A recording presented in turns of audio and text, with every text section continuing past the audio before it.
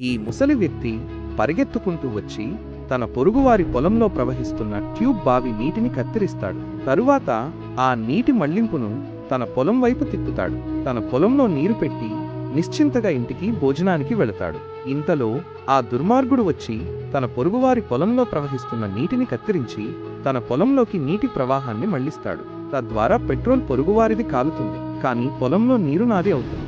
ఆ తరువాత రైతు తన ఇంటి నుండి చూస్తే తన పొలంలో నీరు కనిపించదు.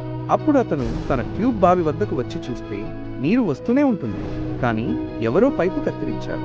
అప్పుడు అతను ఈ నీరు ఎక్కడికి పోతోందని ఆలోచిస్తాడు. ఇటువైపు వచ్చి చూస్తే నీరు అతని పొరుగువారి పొలంలో ప్రవహిస్తూ ఉంటుంది.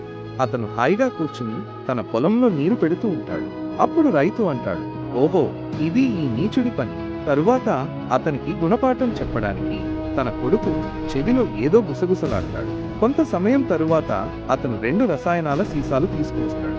వాటిని తీసుకుని ఆ రైతు ఆ ట్యూబ్ బావి నీటిలో వేస్తూ అంటాడు, ఇప్పుడు చూస్తాను నీ పంట ఎలా పండుతుంది. తరువాత ఏమి జరుగుతుందో చూడటానికి ముందు బాబు నన్ను చూసి విస్మరించకు, లేదంటే నీకు చెడు సమయం వస్తుంది. ఒక్కసారి హరహర మహాదేవ అని కామెంట్ చేసి వీడియోను లైక్ చేసి ఛానల్ను సబ్స్క్రైబ్ చేస్తే నీ ప్రతి కోరిక నెరవేరుతుంది. అప్పుడే రైతు యొక్క పంట అంతా నాశనమవుతుంది.